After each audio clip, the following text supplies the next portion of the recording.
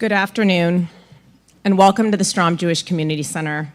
I'm Amy Lavin, the CEO here at the J.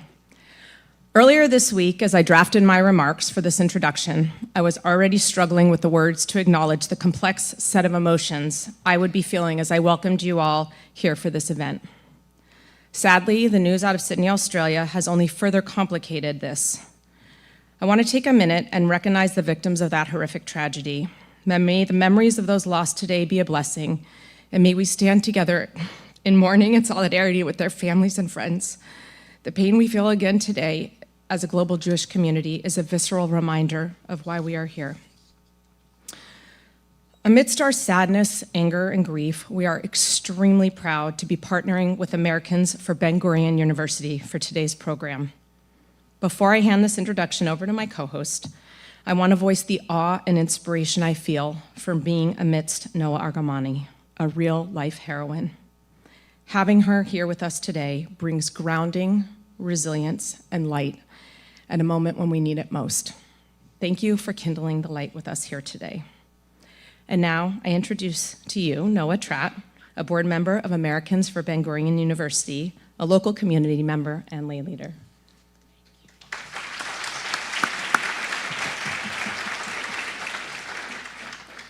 Hi, everyone. I want to thank Amy and the entire wonderful JCC team for hosting this event that I think is going to be an incredibly meaningful afternoon for all of us.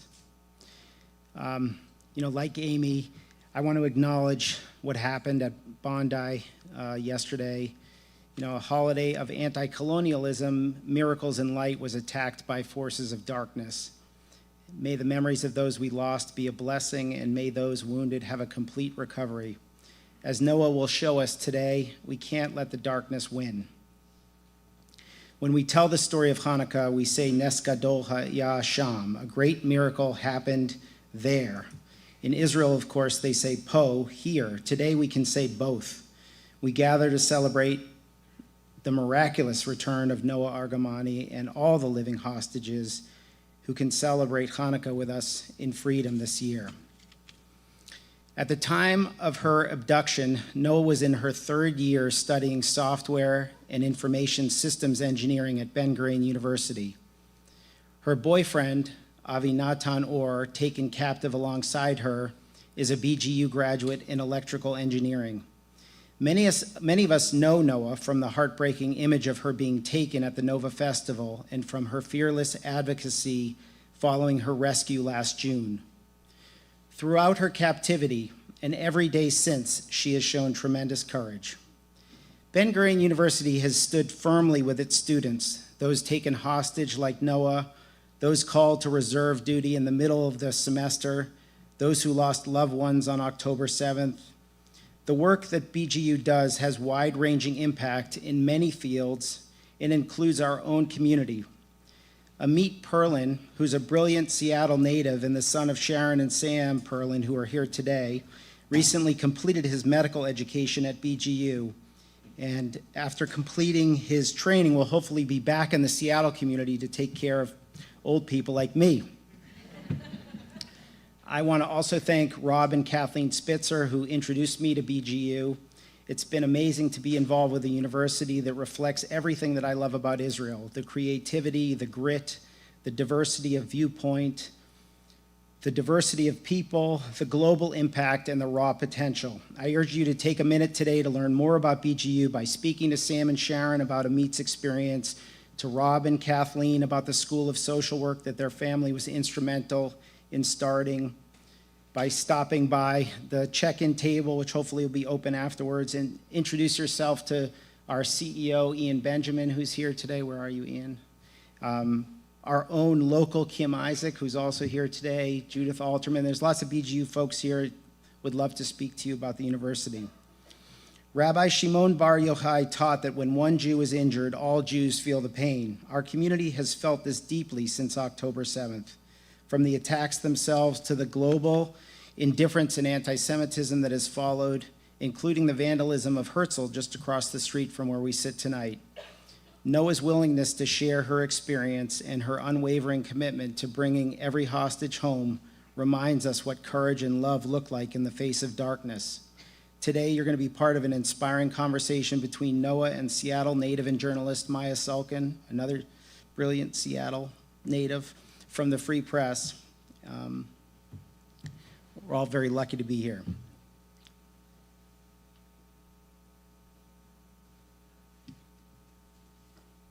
Sir.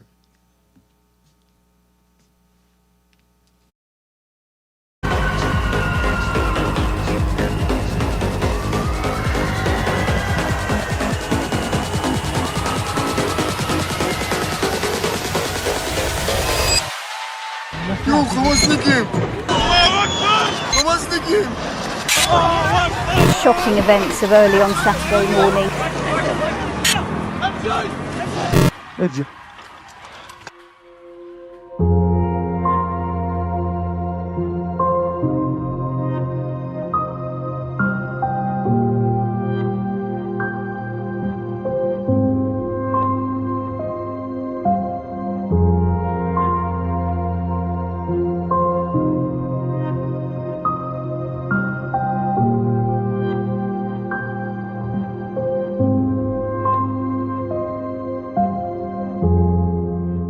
Maybe the last wish for me. Please help me. אני נועה ארגמני, בת 26 מבאר שבע. תחזירו אותנו הביתה.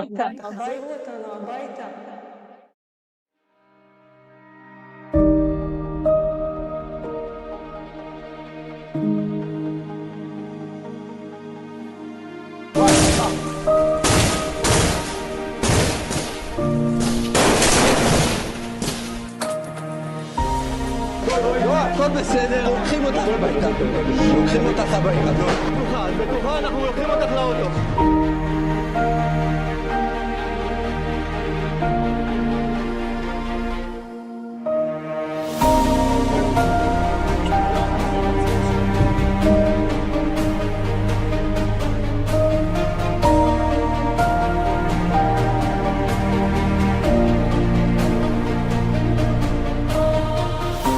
Noa Argamani. My name is Noa Argamani. My name is Noa Argamani.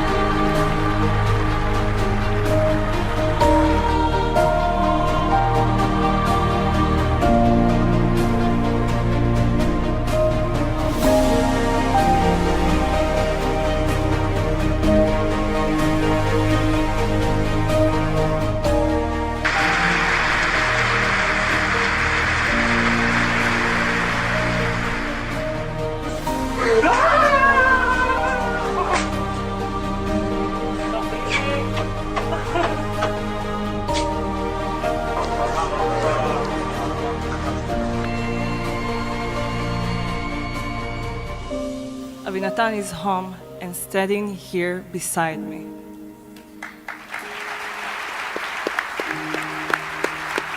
Do not let the darkness win.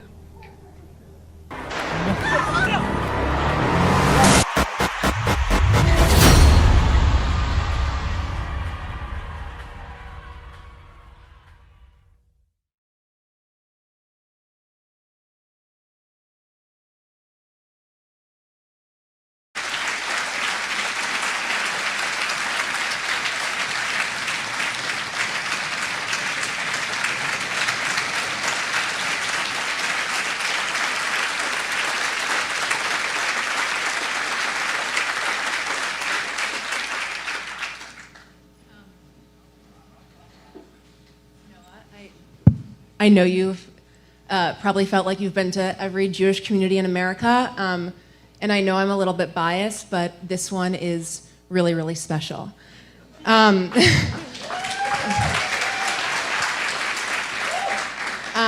want to start by taking a moment for all of us to think about not only the shooting at Brown University, but of course what can only be described as a pogrom in Australia, where at least 11 Jews were killed celebrating Hanukkah, as we will do today. There were countless more critically injured. I know everyone in this room is desperately looking for strength and for light, and Noa, you so beautifully embody those things, so it is really extra meaningful to have you here today.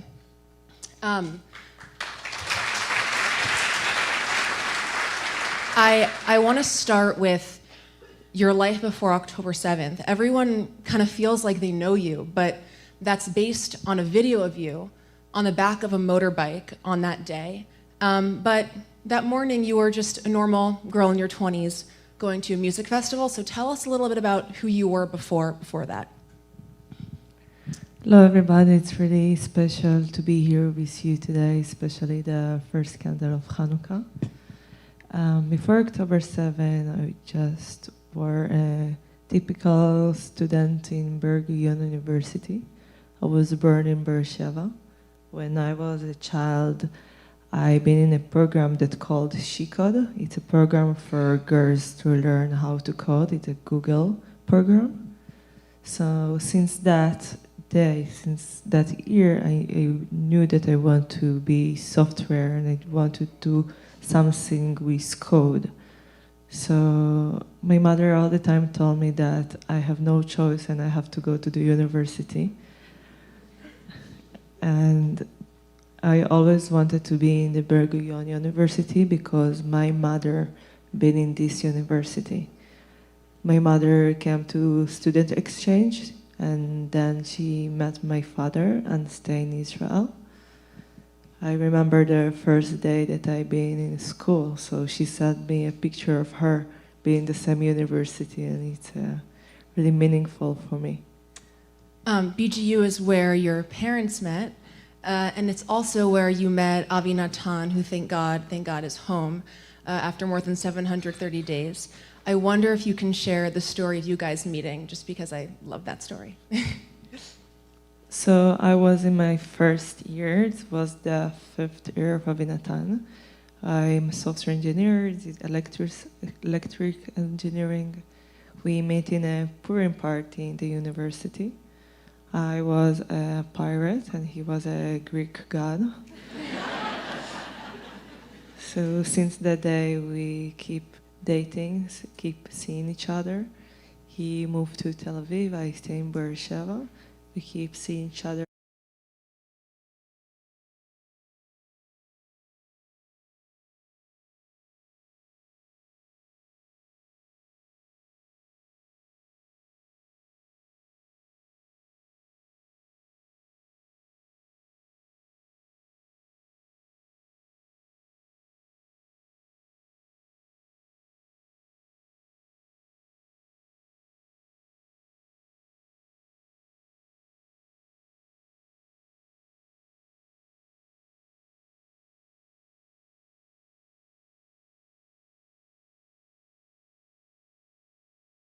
All my friends, we sit with them and we came to the stage.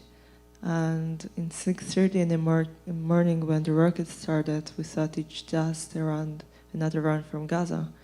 I've been living in Beersheba all my life, so we get used to rocket. So we got into our car, we just chilled there. We thought that we will stay there until all the traffic will gone and then we will drive safe home. But it's all changed in one moment when my friend came to me with his phone, showed me a video of some girl that I never knew, that she's filming the balcony next to her, and in this balcony we see 2 armed terrorists. So in that moment we figured out that there is terrorists in the land of Israel and we have to drive home. So in that moment we got into our car and we tried to escape. But no matter when we turned, the terrorists shoot on us. And I was with my friends on the phone the whole time. And in 1 second he turned left while I turned right. And we heard him screaming that he's seen the terrorist. And I keep asking him, everything is good, talk to me, I don't hear you, where are you? And he didn't answer. Few minutes later, I heard the terrorist shouting from his phone, Allahu Akbar. And in that moment we knew that my friend was murdered in cold blood. I realized only when I was rescued that many other friends of me was murdered in the same day. I didn't know what was happening for the whole time. So this tragic moment brings us back to that video of you on the motorbike. I wonder when you realize and understand what's going on and that you are in Gaza. So we keep driving until our car got stuck. It got stuck in the ferns and we hid there for hours until we were discovered by a group of terrorists. One of the terrorists grabbed me and I shouted to him, "Please don't kill us." And he told me, "We're not going to kill you, we're taking you to the army." And I didn't realize what it's meaning, take me to the army. I just been too optimistic that maybe he want to save us and take us to the IDF. But they threw me into the motorcycle, separated me from Avinatan, and maybe 1 second later, I was in the tunnels of Gaza. In the first place you were held with 2 young girls, and you were, a source of strength for them. I wonder if you can tell us what that was like and what your interactions with them were like. In the first day, I get to know Emily, Hand, and Ila Rotem. Emily was 8, while Ila was 12. They were in a pajama party the night before. They were kidnapped by Disney pajamas, and Emily just came to sleep in Hila's house, and Hila working up with her mother as well. But the mother was disability and she didn't hear well. So I was the one to be in charge, if it's meant to keep the kids in quiet, to educate them, to explain them what's going on, to translate the terrorists, and to be support. I was actually the big sister, and it's really hard when you have 2 little children. They starving and they boring and have nothing to do. We try to keep their mind busy all the time and just being positive. These young girls are looking to you for strength and comfort, all while you are enduring the same things as them, but perhaps with more awareness of what's going on. How do you remain a source of strength and ensure them that they're going to be okay when you don't know that? So there is a few things that I keep telling them every day. I keep telling them that every day that comes by, it's another day that's closer to our release. And there is no other chance. We're going back home. We're going back home and we'll meet all of us together in the land of Israel. The second thing is where we're living in a war zone. We hear the bombing and the shooting guns all the time. So I keep telling them that as long as we are in the same room, safe, nothing else matters. We need to ignore all the noises, all the sounds, because it's really scary. But we can't look about what's happened outside. We just need to focus about ourselves in that moment. You were also held with Yossi Sharabi and Itai Shirsky. They are not here, and you've been using your voice so beautifully because they do not have one. Can you tell us a little bit about who they were and what they were like? So after 50 days, the girls and the older women got released, and I was stayed behind with the men. I was held with Itai Shirsky and Yossi Sharabi. Yossi and Itai was with me in the house, and in one night the Air Force attacked and our homes collapsed. We were under the rebels, and Itai could stand up by his own, while I and Yossi we couldn't move.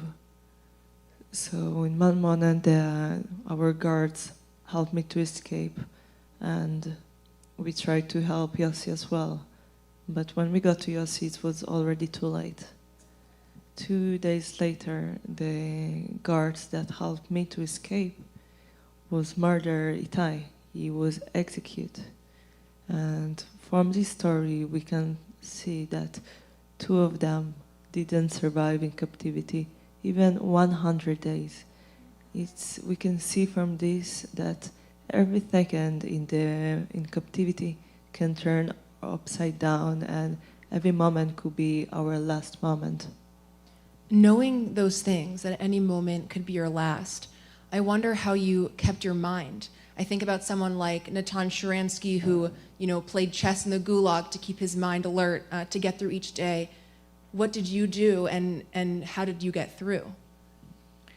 First of all, the mindfulness really keep my mind busy all the time, to be present in the same moment and not thinking about 1 hour, days or months, or it could be even years while you're in captivity. I got a paper with a pencil with the girls. When we've been in with the girls, the terrorists give us a paper and pencil to keep them busy. And I asked for a paper and pencil as well. From that moment, I keep trying all time long. And even a week before I got released, Hamas published a video of all my drawing, while it represents my life in captivity, where I'm sitting, what I'm doing, and how I describe the feeling of being in captivity. Noah, I want to ask you about another music festival, which was Coachella of this past year.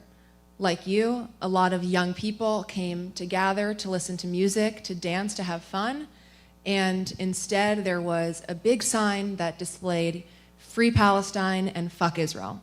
I had the chance also to meet Emily Damari, another former hostage, and she had said that when she was in captivity, her captors were showing her videos at Columbia University, my alma mater, of students, screaming the same things that they said on those posters at Coachella. How do you make sense of people our age, smart people, having all of the evidence they need and still seeing Israel as the bad guy in all of this? So I was supposed to be in that Coachella festival last year, and thanks God that I didn't be in, because to see those videos and those pictures, it's really breaking my heart.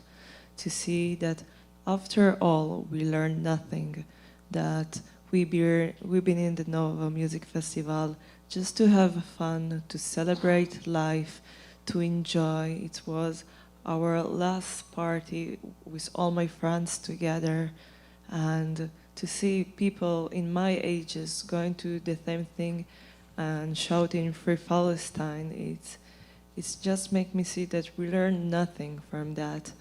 And there is so many people that brainwash and uneducated, just walling the screams in the Coachella, and we just can't let it happen anymore. I know you're sick of panels, but the way that you have shown up in our community, I really believe is fighting that, so thank you. I want to talk about another video, which was of your rescue. I probably watched it 100 times, and I wonder if you can tell us about that moment. So while being in the apartment, I heard shooting guns. But it seems like another regular day in captivity, because you're in captivity, you hear shooting guns every day. And even if it were in my house, I didn't realize it's something different. But when the IDF broke into my room and said, "Noah, we're here to bring you home now," then I realized that it's something different. But I learned from history that Gilad Shalit was kidnapped by a terrorist that spoke with him in Hebrew and told him, "Get out of the tank." So I didn't know if it's real or not, but in captivity, you just do whatever they told you to do. It doesn't matter if it is the terrorist or the IDF, you have no control about your life. So I walked with them, and just in a few seconds in the car, when you're trying to get out, they told me they were praying for me for so long, and they so exciting to see me in that moment with them. And then when I saw their hope and their tears in their eyes, I knew it's real and they're here to protect me. And in that moment, my first questions was about my mother that were battling cancer the whole time. I didn't know what happened. I knew that she have not much to live, and I didn't know if I will be able to see her again before she's passing away. And in that moment, they told me that she is alive and she's waiting for me. And I couldn't believe that. I didn't know if they know me, they know my story, they know my mother. I just be hopeful that it's true and she is alive. Can you tell us a little bit about what you know about the people who rescued you? Especially after I got released, I heard about Arnon's Mora, the soldier that been killed in the operation, and that's how the operation called, Arnon operation. He didn't been in my house, he been in the house that were next to me. It was a paralyzed operation while I've been rescued with Andrei, Almog and Shlomi. And he was killed in this apartment by a terrorist that killed him and shoot him in the head. And in that moment, they took all of us together to the same hospital for like cheers of joy to see our families again. The family of Arnon Mora will be there when they get the news that their loved one is not longer alive. And it's something that really presents Israel, that every time that we have a joy, we just need to remember those that are not with us anymore. You were rescued after 245 days, but you carried this unique burden, which was that your loved ones were left behind. Avi Natan was still in Gaza. How did you try and come back to any semblance of a normal life, knowing that he was still there?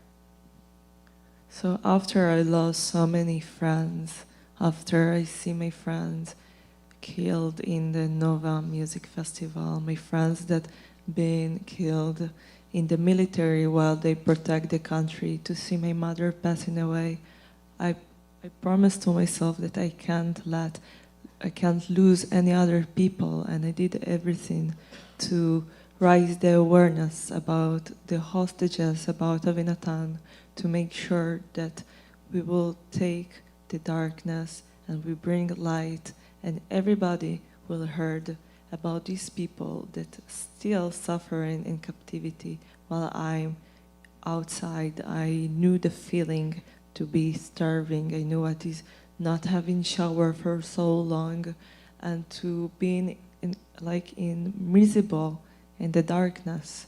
So I just keep working, keep my mind busy like automatic pilot, and thanks God that it's all behind us and I don't need to carry Avinatan posters anymore.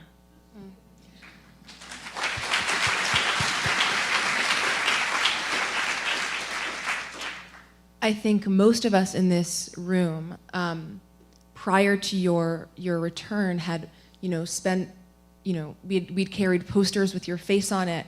We'd gone to marches. You were in all of our minds and in all of our prayers.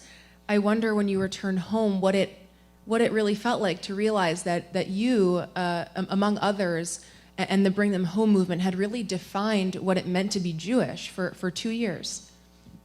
So, first of all, I didn't know that the video of us were published.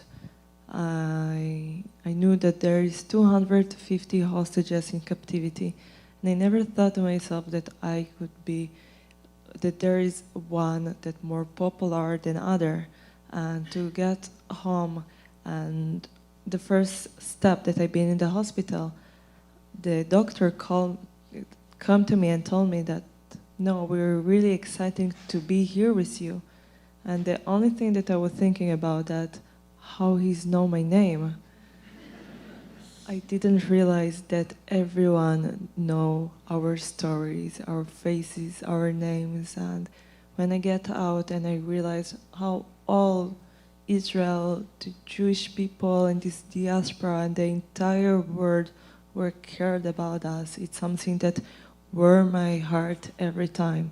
To be here with you and to see all those people that came to hear the story, it's really warmed my heart, especially on those days when you see the evils trying to define us, and where we here together in this community, we know that nobody can destroy us. You have been,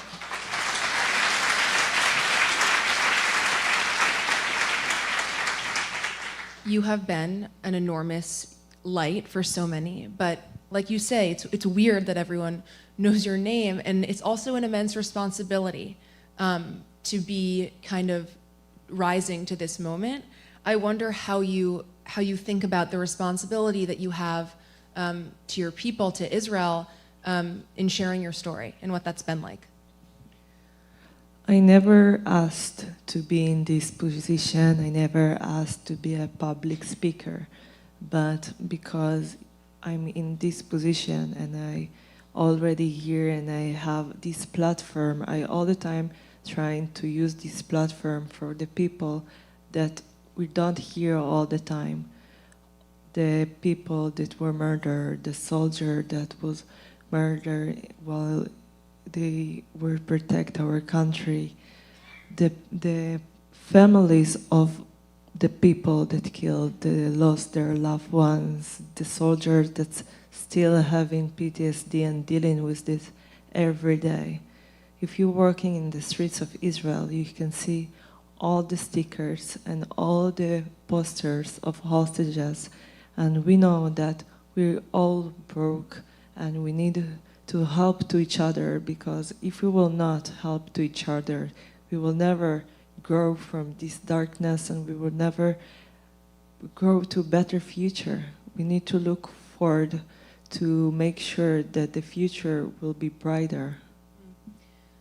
You know, I think something on all of our minds has just been the state of Israel. It's been an emotional and physical battle for, now over 2 years. What does it feel like there, as an Israeli, when you're walking the streets, knowing that it's not, all the way over yet? So right now we have one hostage that's been in captivity. His body is still in captivity, and we all support the family, and we know them really well because we were all fighting for the same mission. And to see their lighting candles right now, with knowing that his body is the last body that remains in captivity, it's really break our hearts. But we here to support them. We here to raise the awareness. Everywhere we go, we keep reminder that it's not over yet. And as long as we still have people in captivity, we need to fight for that, because just after all the bodies will come back to Israel, we can truly start to heal. While Avi Natan was still in Gaza, you had always said that your heart was in Gaza. Now that he's home, do you feel like you've at least started to feel more whole or have more semblance of your old life back? It's definitely yes. First of all the things that was missing for these 2 years are here again. It will take time to rebuild our life again, but still I know that I have the person that have all my secrets, the person that we have our jokes together, and the person that know everything about me. So to come back to the relationship and the person that I love the most, it's everything that I thought about and everything that I was fighting for. Well, we're so happy. Despite everything, you went back to school. You went back to BGU. I wonder what that's been like.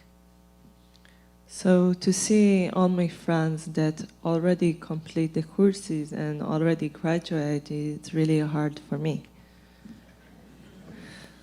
to come back to school, and it was the only thing that reminds me who I've been before October 7. All the lectures and all the teachers were still the same. And when I just wanted some silence, I came back to school to keep my mind busy, to complete the lectures and my courses. And I see a lot of support from all the teachers, that no matter where I am in the world, traveling all over, keep talking, they all the time there for me. If they're open a Zoom call in the middle of the night, and if they doing a test in the middle of the day for me. And I can tell that one day I have an exam, and in the same day that I was supposed to do the exam, the body of Itai Swirsky was rescued. So all the teachers knew that I'm not able to do the exam in that moment. So that's why they're really flexible with me, and they know that I'm carrying a lot, and no other student can focus in these conditions. And they trying to do everything that I could learn, and not only to graduate and have the paper, just to really understand, because it's something that I always wish for myself, and it's something that I really wanted to do before October 7, and especially now. Well, I'm glad you're there because, yeah. I can assure you no Columbia professor would do that, so I'm glad that you don't go to school there. You have dedicated your life to this, but like me, you're a girl in your 20s, you're finishing school up. What is next for you? What comes after all of this? So I think that in our priorities to rebuild our life again, to rebuild our relationship, to be with the family more than before, because we know how much they're important for us those days, to look forward to graduate, to be in a position that I choose to. We've been in a position for so long, in a place that we didn't choose to be. And now we just want to complete all our dreams, to travel, to see the world, and enjoy life. Tonight is the first night of Hanukkah. Earlier this week, we saw a video of hostages, including Hirsch, lighting Hanukkah candles. And this morning, we woke up to the news that Jews were hunted and murdered in cold blood while celebrating with their community. This event is titled Hope and Miracles, which is the story of Hanukkah, but it's the story of our people and of you. I wonder if you can share what we should be thinking about when we light the Hanukkah candles today, and what gives you hope. So I'm sure that I'm not the only one that feeling depressed to see all those videos, especially in the first candle of Hanukkah. But to see that and to see the videos of the hostages 2 years ago lighting the candles, and to see their hope to see the hope in their eyes that they will come back to their families and live again, it's something that we can never forget. So we need to bring the light, and we need to look forward and to be united together, and only that could have light, and we could look for brighter future, all of us together. And this moment when we light the candle, we need also to remember the ones that not longer with us, and also to look about the future. Noah, thank you so much for being here. We're really so honored to be with you, and it's extra special for me to be here with you. I want to invite some members of the community to light Hanukkah candles with us. Kathleen and Rob Spitzer, Roni Cohen, Shira Eldar, and Liran Gavai. Noah, thank you so much.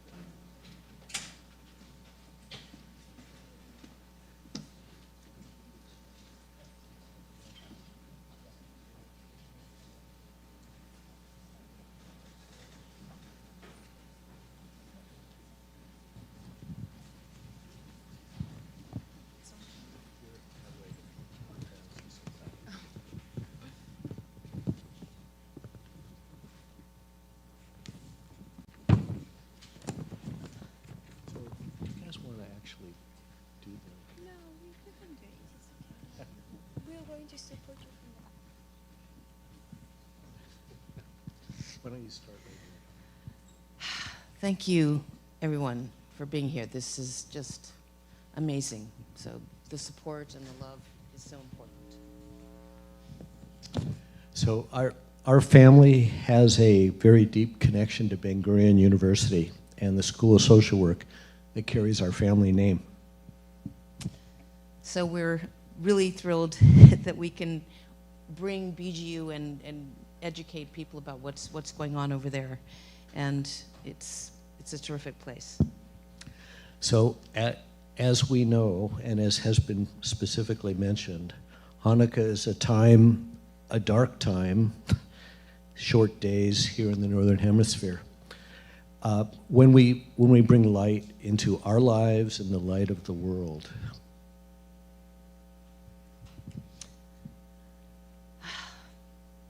The candles on our menorah symbolize how even a small flame can transform a moment of darkness.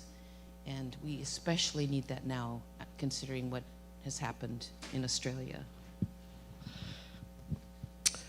So today, on the first night of Hanukkah, we feel it's especially great timing to be together and to hear this story of survival and resilience and dedication. As we light the candle together, we honor the Jewish spirit of overcoming darkness time and time again, as you have. And may these candles inspire each of us to bring more light into the world. Do we light first? Do we light first before we say the blessings? Here. I think I never remember. You know what? Why don't you guys do the lighting, and we'll all say the Okay. blessings also. All right. Baruch Atah atah Adonai, Adonai Eloheinu melech haolam asher kiddushanu b'mitzvotav v'tzivanu lahadlik ner shel Hanukkah. Baruch atah Adonai Eloheinu melech haolam she'asa nisim lavotenu b'yamin hachem v'zman hazeh. And as this is the first night, we're going to do the Shehechianu too.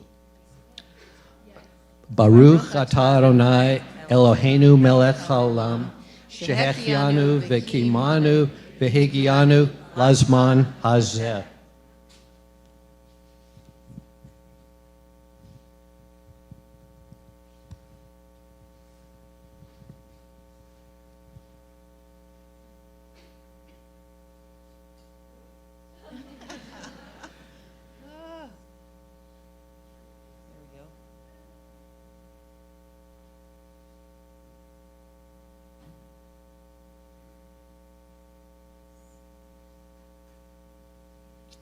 Okay.